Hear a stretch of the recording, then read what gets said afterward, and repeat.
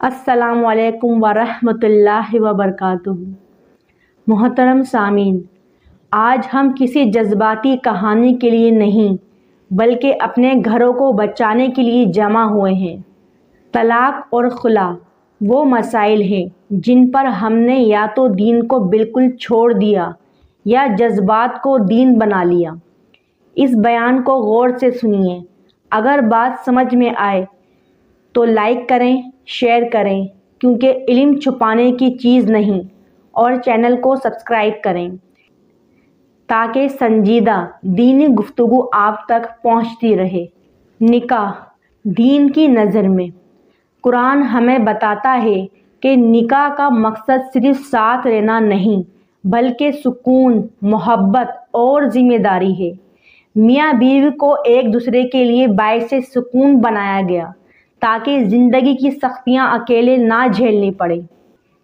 اس لیے اسلام نکاح کو مضبوط کرنا چاہتا ہے، توڑنا نہیں۔ اعوذ باللہ من الشیطان الرجیم، بسم اللہ الرحمن الرحیم۔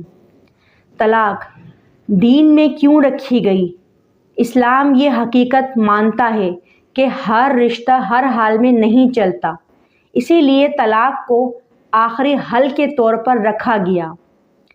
مرحلہ وار طریقے کے ساتھ صلح کی پوری کوشش کے بعد قرآن واضح رہنمائی دیتا ہے کہ پہلے سمجھایا جائے، پھر وقتی علیحدگی ہو، پھر خاندان کے سمجھدار لوگ بیٹھیں، اور اگر تب بھی نبھا ممکن نہ ہو تو علیحدگی ہو، مگر شرافت کے ساتھ۔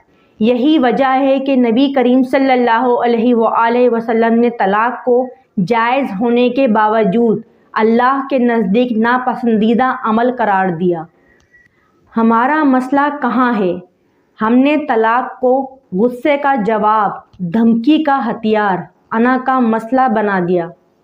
حالانکہ حدیث کا مفہوم یہ ہے کہ اللہ کے نزدیک وہی عمل زیادہ ناپسند ہے جو خاندان کو توڑ دے، حالانکہ وہ قانوناً جائز ہو۔ یہی طلاق ہے۔ خلا دین کا واضح تصور۔ خلا اس وقت رکھا گیا جب شوہر طلاق نہ دے اور عورت کے لیے نکاح میں رہنا دین یا زندگی کے لیے نقصان دہ ہو جائے۔ یہ بات حدیث کے مفہوم سے واضح ہے کہ ایک عورت نے نبی کریم صلی اللہ علیہ وآلہ وسلم کے سامنے یہ شکایت رکھی کہ شوہر کی ذات سے دین پر قائم رہنا مشکل ہو رہا ہے، تو نبی کریم صلی اللہ علیہ وآلہ وسلم نے خلا کی اجازت دی۔ اس سے ثابت ہوا خلا جائز ہے، لیکن ہر عورت کے لیے نہیں اور ہر وجہ پر نہیں۔ خلا کب درست ہے؟ خلا درست ہے جب ظلم مسلسل ہو، شوہر حقوق ادا نہ کرے، عورت کو گناہ میں پڑ جانے کا اندیشہ ہو، نفرت اس حد تک پہنچ جائے کہ دین متاثر ہو۔ اور خلا ناپسندیدہ ہے جب معمولی گھریلو جھگڑے ہوں، وقتی جذبات ہوں، دنیاوی آسائش مقصود ہو، کسی اور تعلق کا لالچ ہو۔ یہ بات دین میں بالکل واضح ہے۔ خلا یا طلاق کے بعد عورت کا حال، یہ بھی حقیقت ہے جسے دین نظر انداز نہیں کرتا۔ خلا یا طلاق کے بعد عورت کو معاشرتی دباؤ کا سامنا ہوتا ہے، بار بار اپنے کردار کی وضاحت دینی پڑتی ہے، مالی اور نفسیاتی مسائل جھیلنے پڑتے ہیں۔ اسی لیے اسلام چاہتا ہے کہ فیصلے جلدی میں نہ ہوں، کیونکہ اثرات دیر پا ہوتے ہیں۔ بچوں کا مسئلہ دین کی بڑی تشویش۔ قرآن ہمیں نسلوں کی حفاظت کی فکر دیتا ہے۔ طلاق یا خلا کے بعد بچوں کی تربیت متاثر ہوتی ہے، جذباتی عدم تحفظ پیدا ہوتا ہے، تعلیم اور کردار دونوں خطرے میں پڑ جاتے ہیں۔ اسی لیے دین کہتا ہے اگر علیحدگی ہو تو بچوں کے حقوق کو ہر حال میں محفوظ رکھا جائے۔ مرد اور عورت دونوں کی ذمہ داری۔ دین نے مرد کو ذمہ دار بنایا، عورت کو حق دیا۔ مرد اگر ظلم کرے تو عورت کو راستہ دیا گیا، اور عورت اگر جلد بازی کرے تو اسے صبر کی نصیحت کی گئی۔ یہی دین کا توازن ہے۔ اسلام نہ مرد کے حق میں جذباتی ہے نہ عورت کے حق میں جذباتی۔ اسلام کا مقصد ہے گھر بچانا، ظلم روکنا، بچوں کو محفوظ رکھنا اور فیصلے کو آخری حد تک مؤخر کرنا۔